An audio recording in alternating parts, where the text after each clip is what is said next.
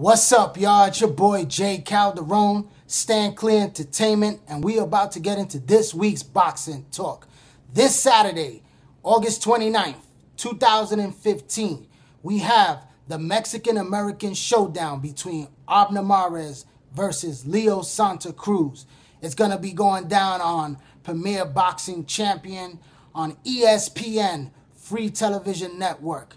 This fight right here is set to be possibly fight of the year. These two are young, hungry, talented fighters at the top of their game, and these guys are willing to put it all on the line in that ring for their Mexican heritage. This is Mexico versus Mexico. You know, two tough warriors. Leo Santa Cruz is a young, undefeated champion at 118 and 122 pounds, and he has moved up to the 126-pound featherweight division, and he's looking to have the biggest victory of his career. This guy is a non-stop machine. This guy comes forward. He lands a lot of punches. He throws over 1,000 punches in a fight. He's an excellent body puncher with solid punching power and a strong chin. I mean, this guy is really an outstanding piece of work to watch. I mean, he is such a great fighter.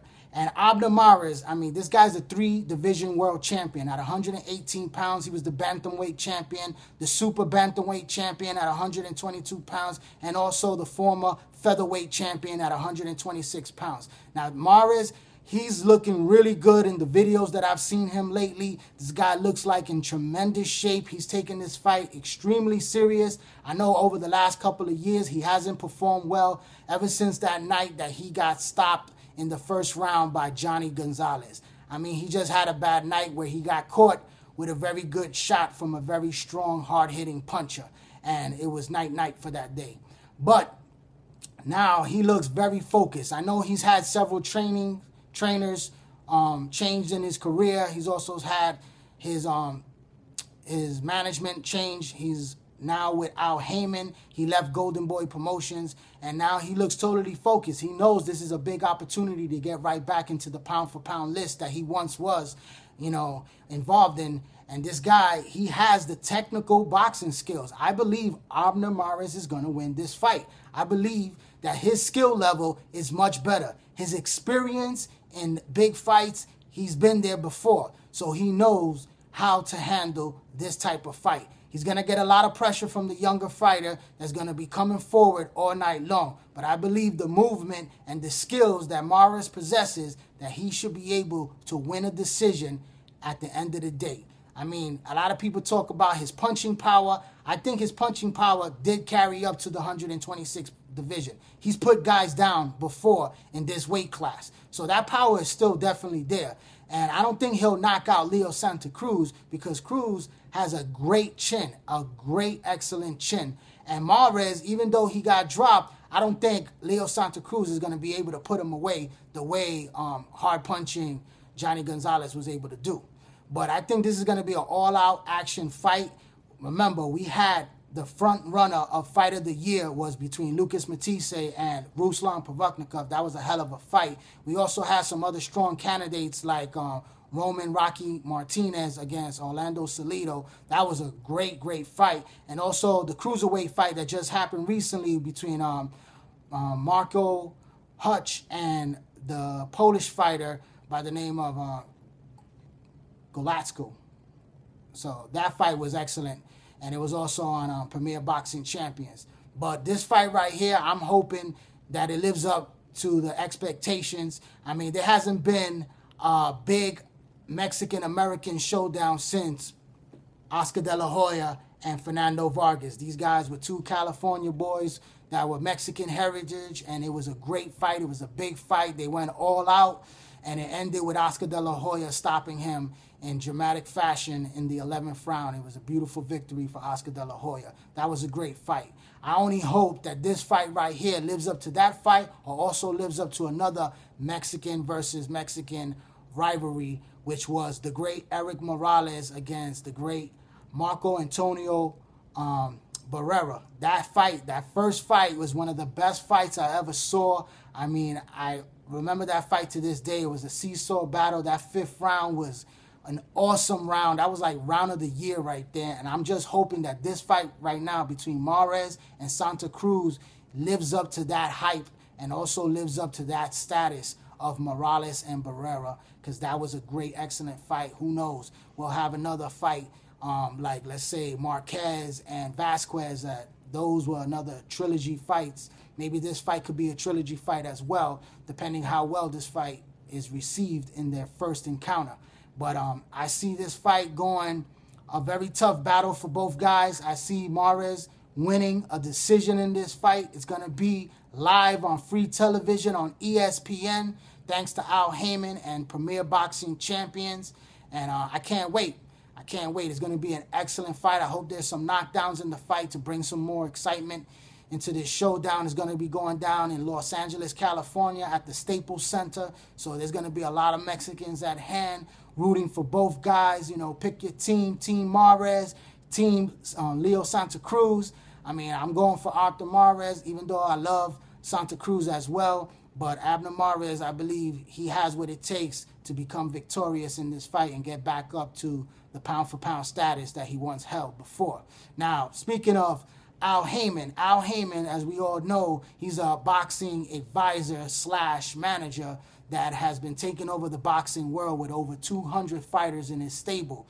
Now, a lot of fights have not been made because Al Haymon is basically milking the cow, as we say, because a lot of fights like the Leo Santa Cruz fight and also the Mares fight could have happened a year ago, maybe 2 years ago. It could have happened when Oscar De La Hoya was promoting both of these guys and he wanted to really badly put this fight together. He must be pissed off right now that this fight is happening, because his dream was to have this fight as a Mexican-American, to have it at the Staples Center. And Al Haymon basically waited long enough to pull these fighters off a Golden Boy promotion so he could put this fight on together himself. And it hopefully will be a successful fight, a great fight this weekend. Now, also other fights that's being dragged along is Danny Jacobs versus Peter Quillin. They're said to believe they're going to meet December 5th this year, 2015. I mean, they've been fighting a lot of mismatches. I mean, Peter Quillin's about to fight this guy that's basically a stripper. It's pathetic. It's horrible. It's going down, I believe it's September 12th or September 6th. One of those dates. Check your local listings for that. And, you know, there's been a lot of fights. The Danny Garcia and also Lamont Peterson was supposed to go down when Oscar De La Hoya was promoting both. And like I said, Al Haymon just waited until he was able to pull all those fighters off of Golden Boy so he can make all these matches. Now, you know, Premier Boxing Champion, the PBC, is being very successful. It's being televised on CBS, NBC, ESPN, Bounce TV, Spike TV. I mean, this guy is taking over boxing. And basically, all of his fighters are not signed to any network, not HBO, not Showtime, or NBC, or CBS, or any of these other networks. None of his fighters are signed as a network fighter. And also, none of these fighters are signed to a promoter. So basically, all the promoters that promote the PBC are basically freelance promoters like Lou DiBella and also other promoters that are hired for a flat fee so that they could promote the event for Al Haymon. Al Haymon is basically pushing out all the networks and all the promoters and having their fighters, you know, his fighters, fight on free television network and other networks so that they could make all the money and also popularize, you know, boxing back to what it once was. Boxing was once the premier sport out there next to baseball, and before basketball and football became really populated.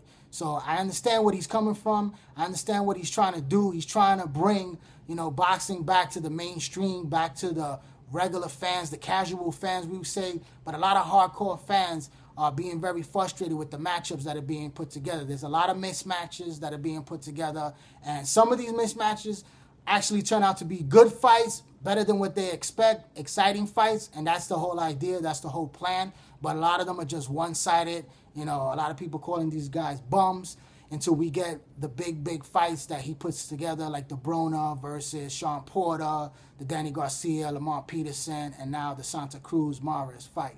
So, you know, he feeds us a lot of quantity fights, but not a lot of quality fights. So we just have to wait and see how this plays out. I mean, he is going to give us the best fights, but we're going to have to see a lot of mismatches before that comes. Like I said, Al Haymon is good for boxing, and he's also not that great for boxing. He's good what he's doing, getting these fights on free television network, but the mismatches, I mean, I could live without those, and a lot of boxing fans could live without those too. But it's good that the casual fans are catching on, and boxing is becoming a popular sport again, and that's just what we need in the sport of boxing. So I thank Al Haymon for that part.